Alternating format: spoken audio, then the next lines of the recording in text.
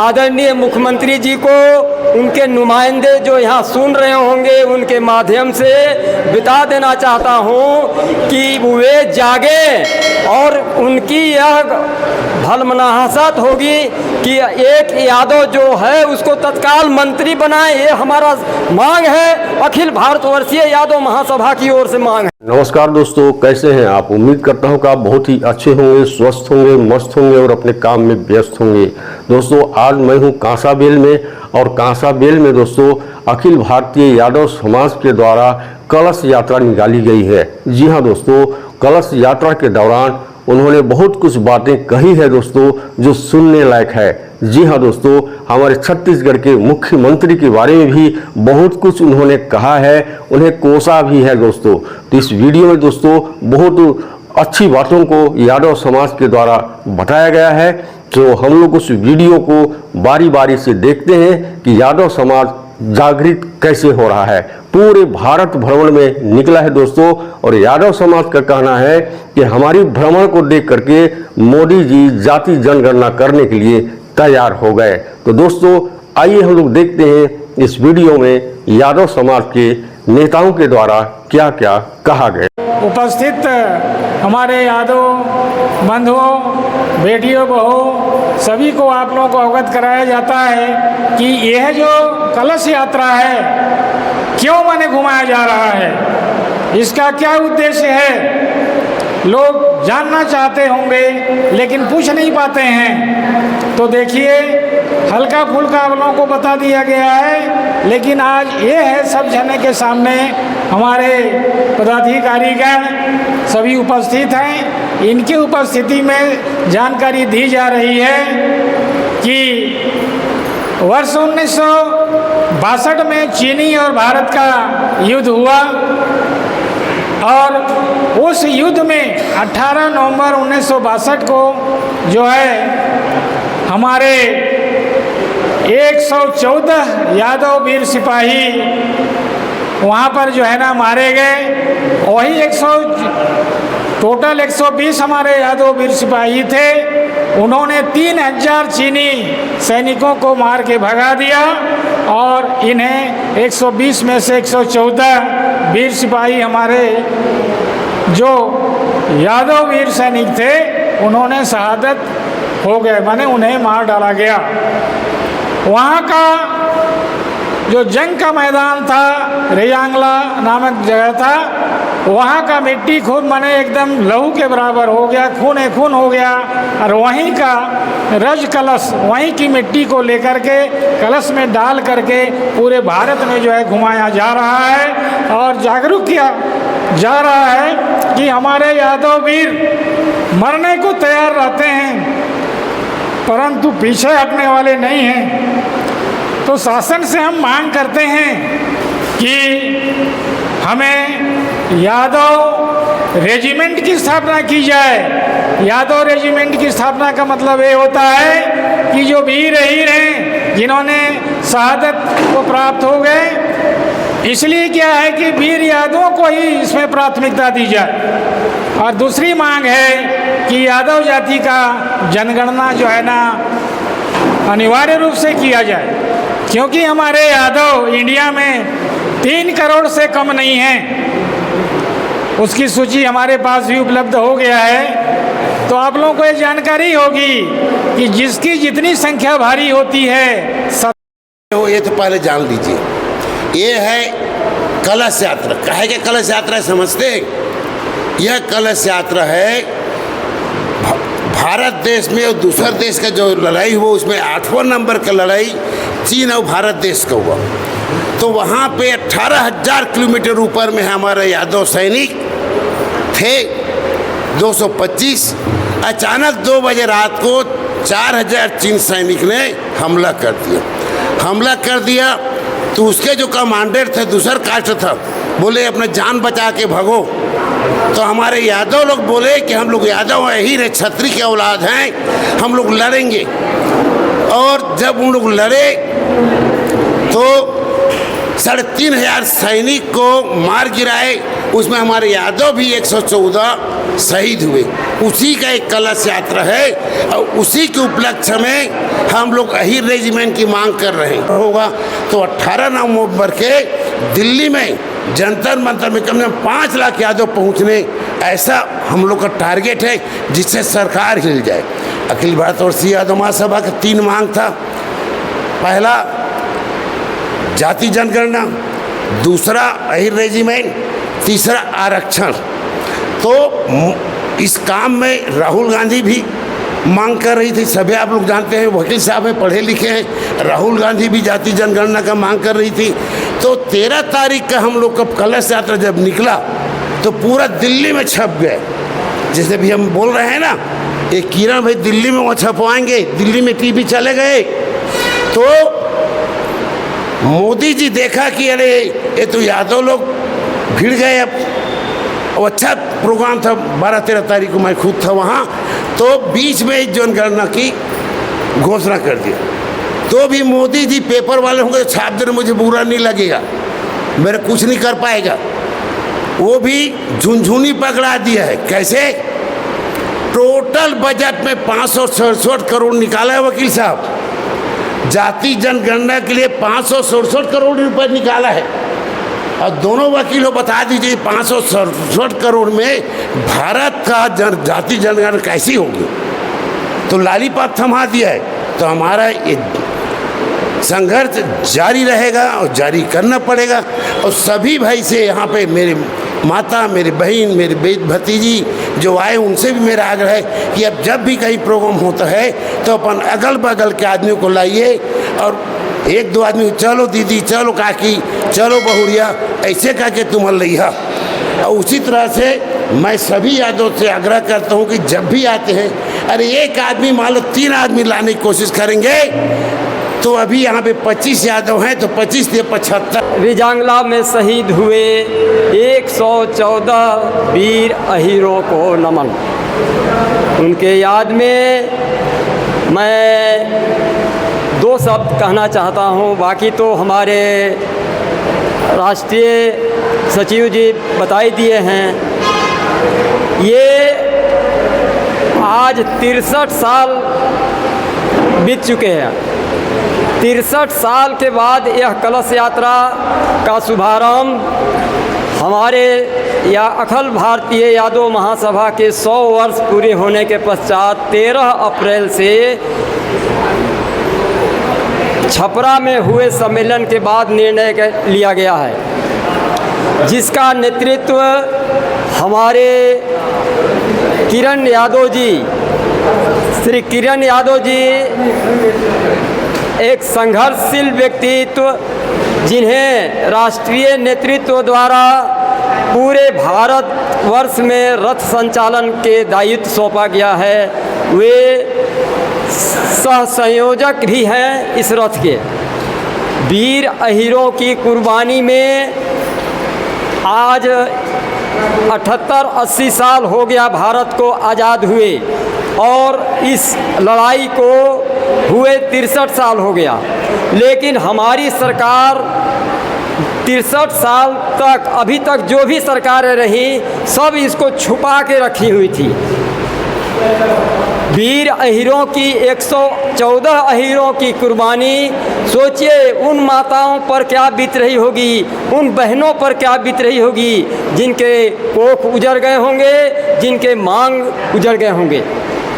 सोचने का विषय है, बहुत गंभीर विषय है। लेकिन हमारी सरकार केवल हमारा उपयोग करती है, यादव समाज का उपयोग केवल करके अपना वोट लेती है, उसके बाद भूल जाती है। अभी हमारे बीआर साथी भाई ने कहा कि 272 का सूची निकाले। आपके इस जसपुर ज़िले में, जसपुर ज़िले के मुख्यमंत्री हैं, संभवतः इसी विधानसभा में होंगे या कुनकुरी से होंगे, मेरे को नहीं जानकारी विशेष है। लेकिन उनको संवेदना नहीं हुई कि कम से कम उनके पार्टी में इतने लोगों की सहभागिता हुई होगी यादव समाज के, 2-4 एकाध लोगों मंडल में बनाते। भारतीय जनता पार्टी की सरकार बने, 1 विधायक चुने गए हैं, वो आरएसएस के बहुत करीब आदमी, लेकिन आज तक मंत्री पद नहीं मिला है।